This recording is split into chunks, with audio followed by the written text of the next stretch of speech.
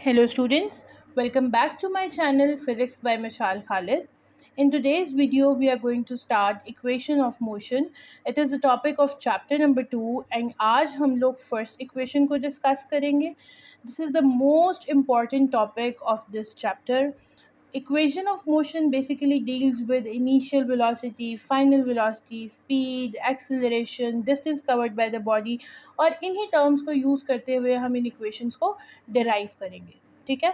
अच्छा, इस इक्वेशन की डेरिवेशन को समझने से पहले इम्पॉर्टेंट है कि आप इसकी डायग्राम को समझें. अगर आप डायग्राम अंडरस्टैंड कर जाएंगे ना तो derivation is not a big deal. So let's begin.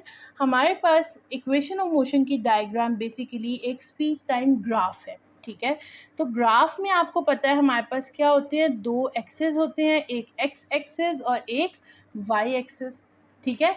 अच्छा, अब आपने क्या करना होता है कि एक्स एक्सिस पे आप लेते हो इंडिपेंडेंट वैल्यू और वाई एक्सिस पे लेते हो डिपेंडेंट वैल्यू. तो स्पीड टाइम ग्राफ में टाइम इंडिपेंडेंट है so it will come on x axis और स्पीड आपके पास डिपेंडेंट है तो वो कहाँ आ जाएगी, वाई एक्सिस पे. अब वो कहते हैं कि आप कंसिडर करें कि आपकी बॉडी किसी इनिशियल वेलोसिटी वी आई के साथ मूव करना स्टार्ट कर रही है. अब आपको पता है कि यहाँ पे क्या होता है, ओरिजिन यानी वैल्यू क्या होती है, ज़ीरो, रेस्ट पे है बॉडी.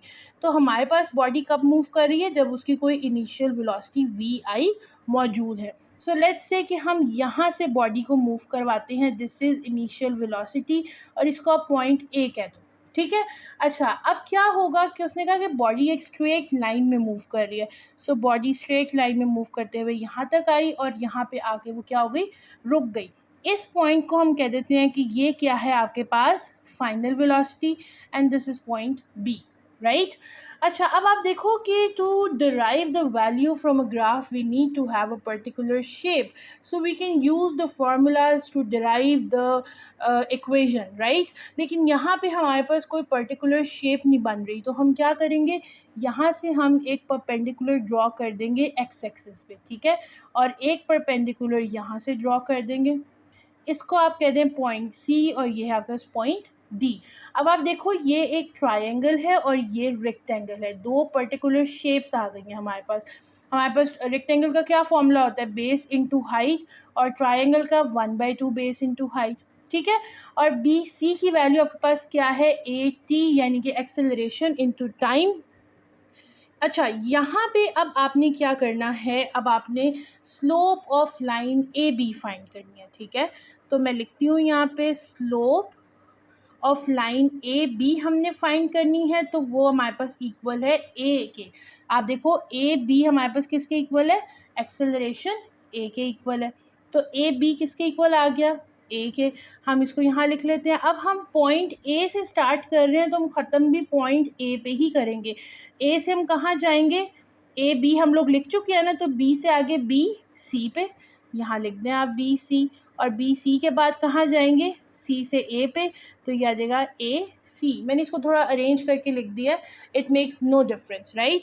अच्छा, अब हमने वैल्यू फाइंड करनी है बी सी की. अच्छा बेटा, यहाँ देखें आपको चाहिए बी सी की वैल्यू.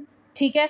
आपको टोटल वैल्यू गिवन है बी डी की जो कि है वी एफ, और आपको सी डी की वैल्यू गिवन है जो कि है वी आई.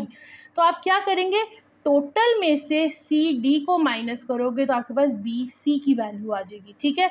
तो हम क्या लिखेंगे, टोटल क्या है यहाँ पे, B D minus C D. ठीक है.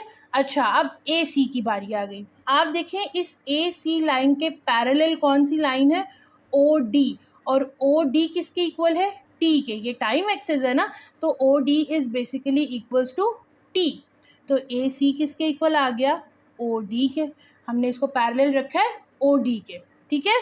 चले अब इनकी वैल्यू सीखते हैं. अब बी डी की वैल्यू क्या है आपके पास, वी एफ, ये वी एफ आ गया, माइनस सी डी की क्या वैल्यू है, वी आई, और ओ डी की क्या वैल्यू है, टी.